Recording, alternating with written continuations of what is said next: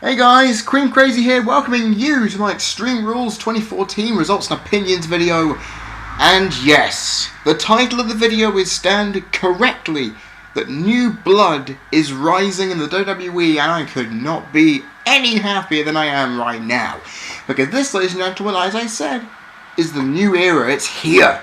WrestleMania ushered in the start, and today, not even 24 hours removed, we have victors all over the place who are young as hell and are ready to go for it. And you know, that's a brilliant sight to see. Progression. And Extreme Rules, as I mentioned in my predictions video, is a pay-per-view that doesn't often get enough momentous things. This pay-per-view did have some momentous things happen, but this is a standard good fare. How did it all go? Well, of course, let's go on with the results then, because you all, if you haven't seen it live, need to know the results anyway. In the pre-show match, which was way better than anyone was expecting, trust me, we had El Torito defeating Hornswoggle in the WLC. I don't usually rate the pre-show. I never rate the pre-show normally, but I watched this because it intrigued me. And you know what? I enjoyed every single minute of it. It was fun, entertaining, and it had some good spots. I mean, that seated senton onto the members of Los Matadors through the ladders and the table was fucking incredible. Not to mention the fact that they had midget announcers, midget commentators, midget referee. I mean, it was just harmless fun that got people really into the pay-per-view to begin the night, and it was brilliant. I mean, if I was going to rate it, I'd probably give it a solid 3 stars. It was entertaining, it was fast-paced, had some good moments in there, good balance of momentum. I mean, overall, it was actually a very fun match to watch. So if you haven't seen it and you think, oh, it's two little guys wrestling, it's not going to be anything worth, go check it out, because it's quite fun. On the main card, Cesaro defeated Rob Van Dam and Jack Swagger in a triple threat elimination match, which the commentators lost track of, even though it was mentioned in the pre-show, so yeah, that was hard for me to realise. And Swagger was eliminated by a 5-star after a second rope apron suplex by Cesaro, and RVD was then taken out by a neutralizer on a broken trash can, which was a nice spot. Alexander Rusev defeated R-Truth and Xavier Woods in a 2-on-1 handicap match after Rusev isolated Truth after taking Xavier Woods out of the equation, hitting a camel clutch to get the victory. Bad News Barrett then defeated Big E to win the Intercontinental Championship with a running bullhammer. And I must point out, as any of you were following my Twitter feed last night, my stream cut out, but luckily for me, I found a replay online and I managed to track the match down to give it a solid look at. The Shield then defeated Evolution in a 6-man tag in what probably was the best match of the night. A spear to Batista following a Superman punch got the victory, with Roman Reigns picking up the pinfall. Bray Wyatt then defeated John Cena in a steel cage match, and a lot of people are happy about this. The IWC are not complaining about this pay-per-view tonight. Why? Well, Cena lost, that's why. Sister Abigail was hit after a possessed kid distracting Cena from getting out the door, and then Wyatt just proceeded to walk out the door. Simple as. Paige then defeated Tamina Snuka to retain the WWE Divas Championship, which was done after a reverse Scorpion Deathlock in what was a very slow match. But then again, what do you expect from a person Tamina's size? Then, finally in the main event to end it all, folks, we had Daniel Bryan defeating Kane in an Extreme Rules match to retain the WWE World Heavyweight Championship. A headbutt into a flaming table, a headbutt off the apron to send Kane into a flaming table, was then followed up by a running knee in the ring to get the victory. So, overall, that's pretty cool, don't you think? I think so. And you know what?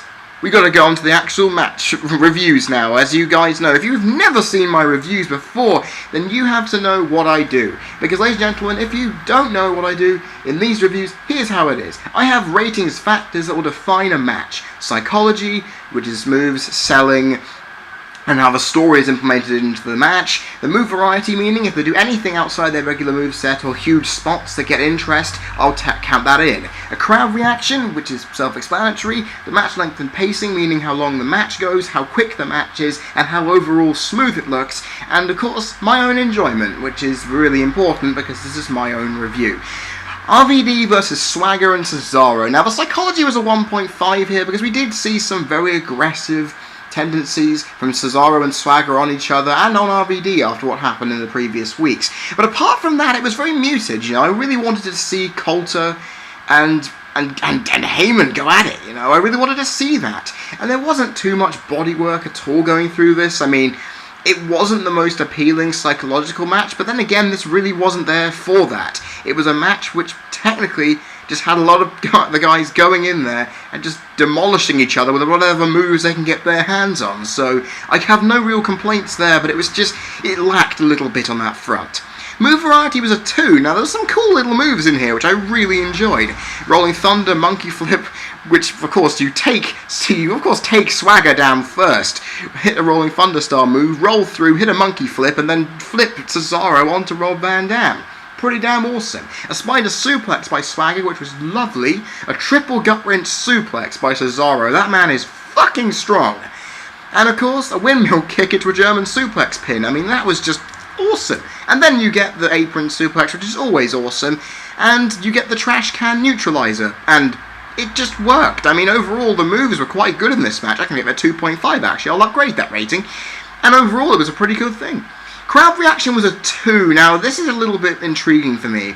That Cesaro got a reasonable fan reaction, and the We The People got a reasonable reaction, and RVD got a huge reaction, knowing the ECW presence in the New York, New Jersey, Philadelphia area that they're currently in. And honestly, it was interesting, but overall, the crowd kind of died out midway through. I mean, when Swagger was eliminated, it really kind of shut the crowd up a bit, but then once Cesaro and RVD got going, the crowd really were into it, but they weren't as loud as I was expecting them to be. So, I've got to give it a 2. Match like the pacing, give it a 2.5 out of 5 for a good reason. This match was fast, and I did say in the predictions that RVD was put in there primarily so he can end up getting a damn one-over on this guy. And you know what? It made sense to put him in there for the speed, for the pace of the match, because it actually made sense. I'm not joking with you. The match was quick, it was reasonably smooth. I've got to count RVD down because his timing was a little off. I've got to thank Eddie Michaels of WrestleZone for kind of pointing that out there, because I realised his connection of the moves wasn't that great. He looked a little sloppy, but RVD can still go in the ring. I'm not going to contest that one bit. Overall, he did a good job, and I'm happy to see that he did well.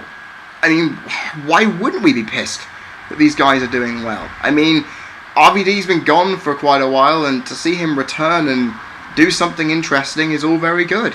So, who am I to complain? I've got nothing to complain about. And the match went a good 12-13 minutes, so overall it looked like a good long match, but I felt if they had mentioned in the build-up this was elimination, then I would have understood the length of the time.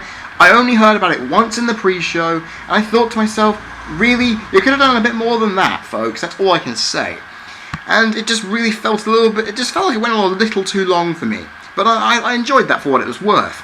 My enjoyment was a 2. I mean, overall, it was a good, solid opener. I mean, I expected this thing to open. I did say to Ray and Rico, who I was talking on Skype throughout the entire pay-per-view, that basically it was a very fun match. It was fun, and it kept my attention, so I'm really happy on that front. But overall, you know, the match was just very solid. It was a good, solid opener that I really enjoyed. So you know what, I'm going to give it a 2-star. You know, I was impressed by all 3 guys. The athleticism show was fantastic. I would have liked to have seen Heyman and Coulter more, but I can't get everything I want. So 2 stars, a good start to the pay-per-view.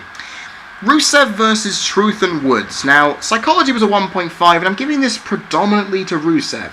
Why? Well, sorry. The fact of the matter is, Rusev kicked Woods in the face right when they were entering the ring. So you know what? The guy has good awareness. You know, to see a monster like that just stand there and kick a guy in the face right before they enter the ring shows this guy means fucking business. You go in the ring with him, you're going to get beaten up and then some. And that's really good to see.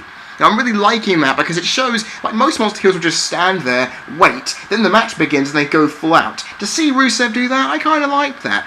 And plus also, I've got to give credit to Xavier Woods for selling like a boss on the outside, because that took a lot to do. To be selling that well on the outside was brilliant. And also, at the end of the match, actually I'm going to up the psychology to a 2, because after the matchup, Woods got beaten up again. So what of it? It's fantastic. I liked that quite a lot, actually. Move variety, a 1.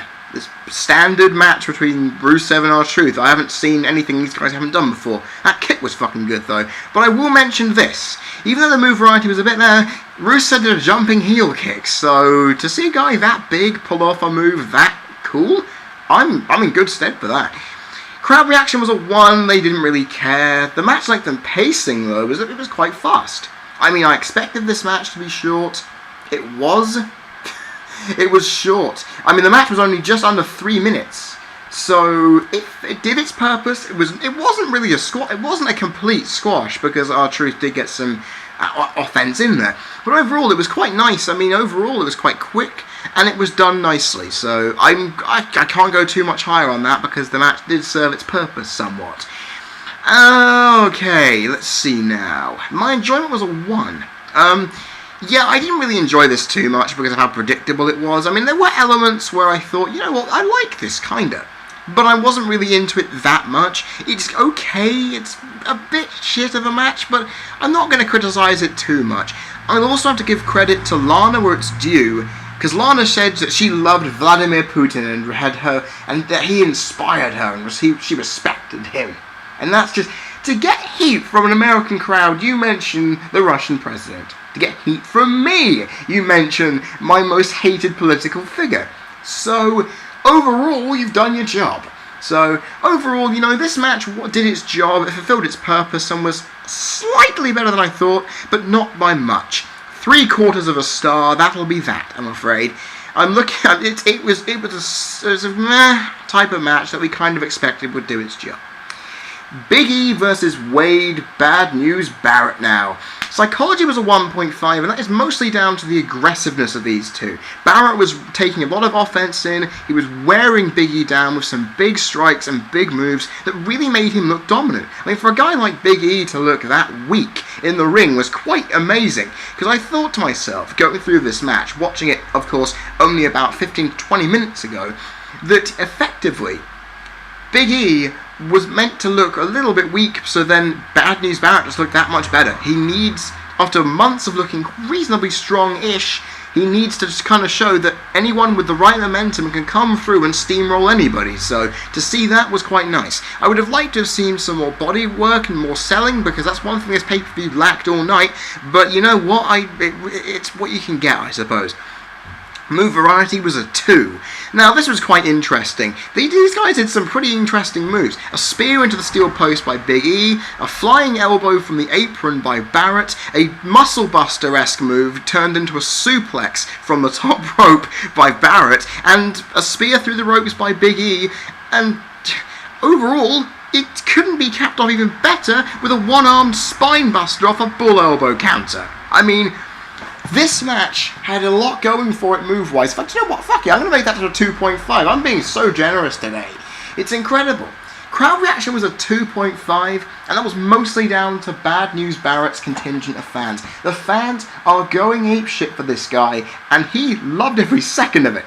I mean, they were chanting Bad News Barrett, they were chanting Bad News, they were chanting ooh when the music came on, everything. They were really into Barrett, and they were booing the crap out of Big E. Then again, it's a smart crowd, what do you expect? Overall, that was quite fun to see.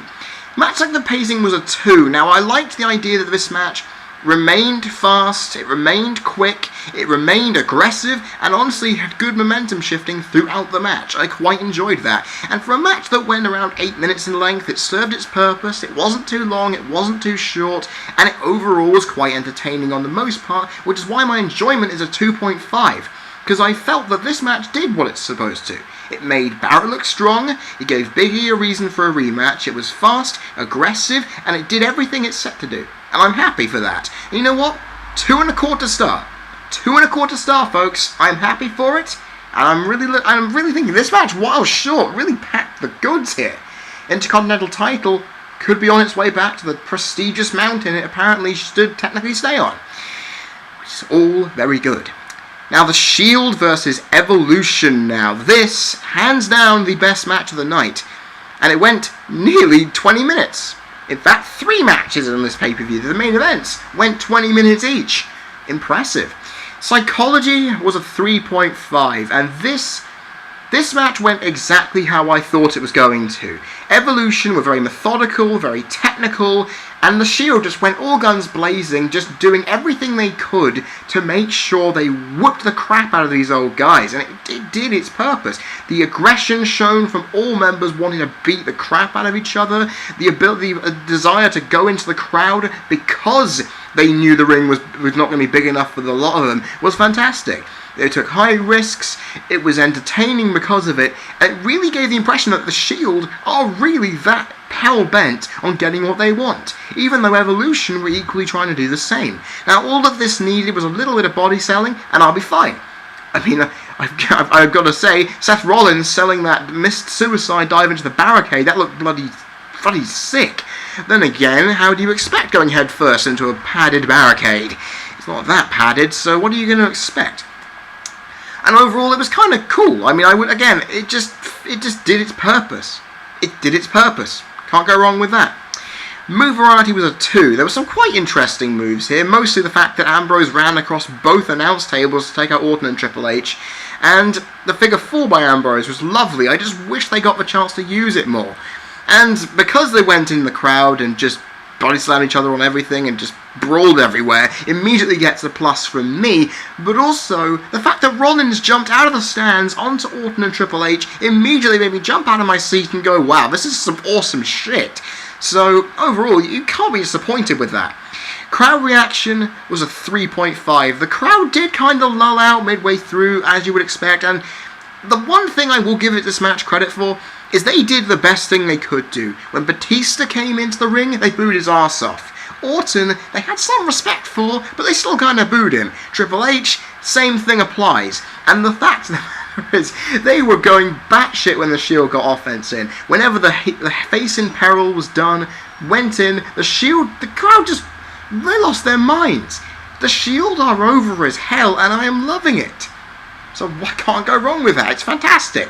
And I have to admit, in the crowd, once they were there, the crowd just went into overdrive and loved every second of it. So yeah, what of it? Match length and pacing a 3.5, and I've already mentioned how methodical and slow-paced Evolution were, which was perfect to offset the amount of fast-paced insanity that the Shield play out. I've already mentioned that it lasted 20 minutes, it was an intense, physical match, just like I thought, and overall, that played into its hands, you know? And overall, my enjoyment was a 3.5. It was a fun match. It was an interesting match. It was a match that had me on the edge of my seat, and it made me feel like this was a big-time thing. These two big stables going at one another. It was brilliant. And you know what? It was the best match of the night, without a shadow of a doubt. And honestly, there were no real flaws I could think of. So you know what? I'm going to give this 4 stars. It keeps the good run of pay-per-view matches where we've got a 4-star match on the card. WWE has been on a 4-5 pay-per-view run now, so that's a good sign for me.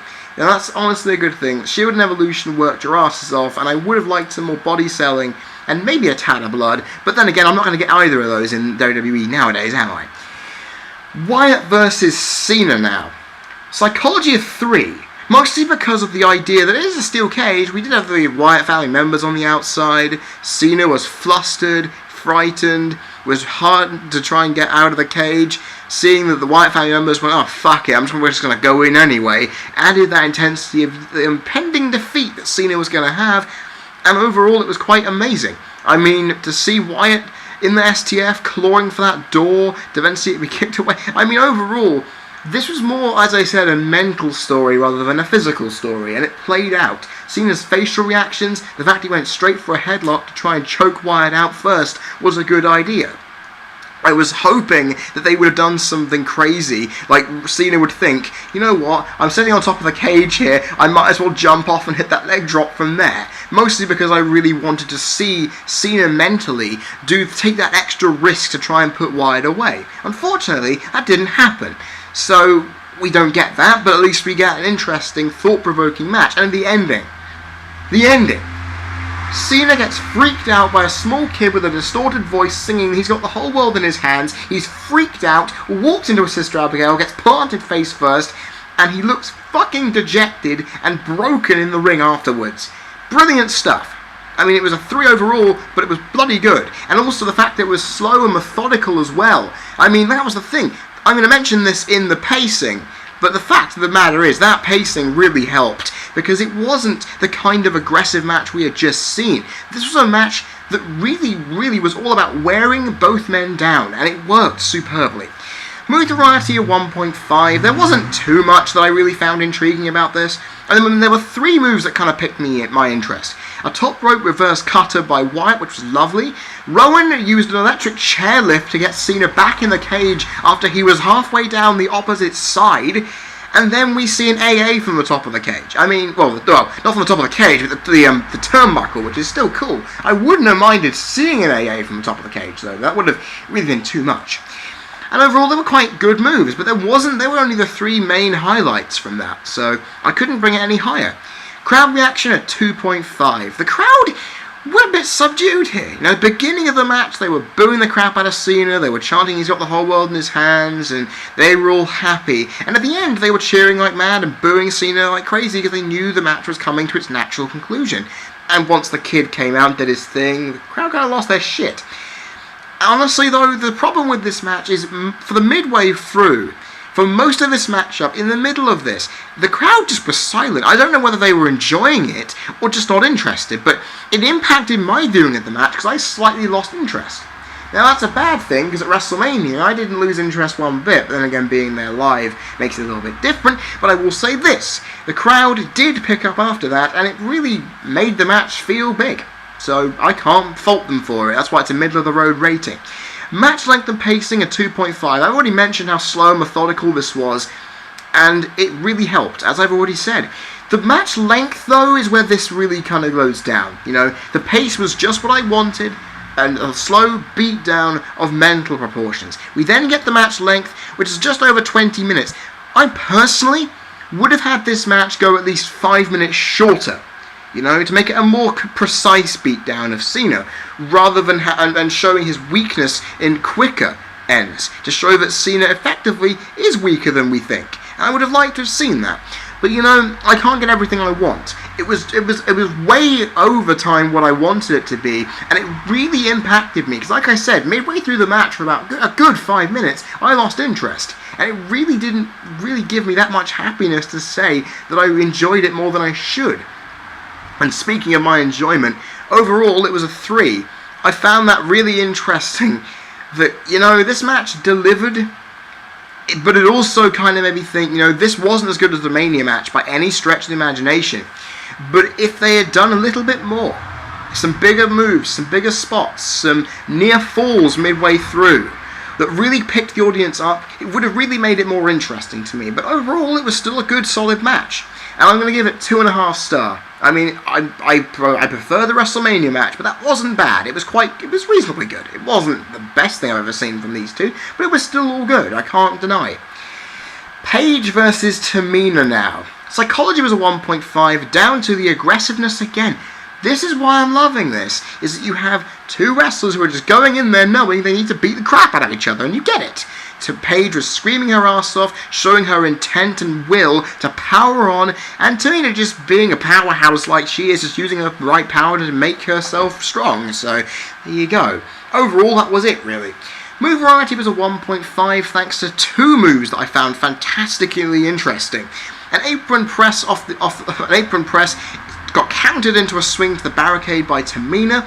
A head scissor facebuster in the ring to Tamina by Paige was beautifully executed. Overall, kind of liked that, but it wasn't that much. Crowd reaction was a 1. Surprisingly, they were really muted for this, and again, I will criticise this. The placing of the card really didn't help for the crowd. They didn't help them at all. And the match length and pacing reflects that. You know, 1.5. This match was not what the fans were expecting. You know, they were hoping for something a lot faster, a lot quicker than this. And I was really annoyed that the first time we see Paige on pay-per-view, the contrast in style usually for me works out that you've got a strong guy versus a little guy in a male sense, and the same thing works out for a female match. You've got a slightly stronger female versus a slightly smaller and more flimsy female. It manages to work its way out well, and overall the speed versus the strength normally works. But Tamina's moveset was extremely limiting. She didn't pick up the pace at all during the match, which was probably what her role was, but unfortunately it just didn't create that much intrigue, and it really started to bore me. I mean, overall the match went a good a good length of time, about 6 minutes. I would have liked if she was against, if Tamina was faster, showed more athleticism, and made an effort, I would have probably given it another couple of minutes, and it would have had a natural, nicer flow to it. But unfortunately, that isn't the case. And my enjoyment was low. It was a 1, you know. I was really looking forward to it. I didn't get that disinterested, but I was just waiting for something to happen. You know, the match just didn't go the way I thought it was going to, and it really dampened the experience. So, you know, overall, I'm going to give it half a star. I'm not going to go too hard on it. It was still a well-wrestled match for the most part, but Tamina, she's a great wrestling talent, no doubt, but she needs to pick up pace. She needs to get a little faster and just make her moveset more varied, and I will be more interested in what she does. I'm sorry, but I like Tamina, but I just hope she improves a little more. Because if she's going to wrestle Paige again, I'm hoping she does better, and for fuck's sake, you stupid car. Sorry about that. Finally, we get on to the Bryan vs Kane match. Now, this is interesting for so many reasons. Because a lot of people have been saying that this match let them down. Why is that the case? Who knows? Psychology was a 2.5, and again, this is all down to the aggressiveness, but also methodical beatings. This is a night of methodical beatings. Daniel Bryan and the use of the weapons showing his aggressiveness and resourcefulness, but Kane's just destructive strength everywhere. He knew he had the ability to throw Daniel around and beat him round the head and do whatever he could do to make sure that he looked dominant, and it showed. But the one thing that brings this upwards, it wasn't fully... Actually, you know what? Screw it. Is it a 3? Because you look at where this match went. They realised, you know what? Fuck it. I need to do more damage to you, Kane. And Kane probably said so in his head, vice versa. They went backstage. They caused chaos. They used a ton of cars. And a forklift. And then, of course, a flaming table. They both wanted to end this. And, you know, the psychology actually, you know, it's not going to be a 3. Because it takes a small hit. Because Kane completely no-sold the flaming table and finish. You know?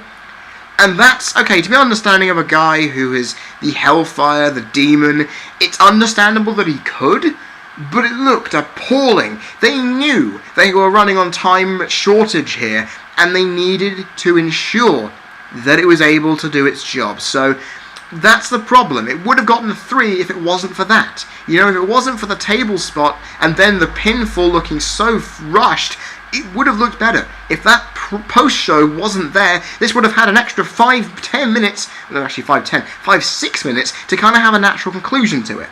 And that's all I'm going to say. And I'm probably going to reference that later in the match length and pacing, because I'm weird like that. Move variety was a 2, sorry. There was a nice scoop slam on the barricade with a chair by Kane that I really enjoyed. It was the stuff in the bloody backstage areas and the flaming table that really moved this up there. We had a flaming table spot, there was a kendo stick in a yes lock, there was the use of the forklift, there was the chucking of the bloody gas canister through a car that missed Bryan's head, which if that hit would have been disastrous. We had the bloody hand through the window, and the diving headbutt off the forklift plywood was amazing.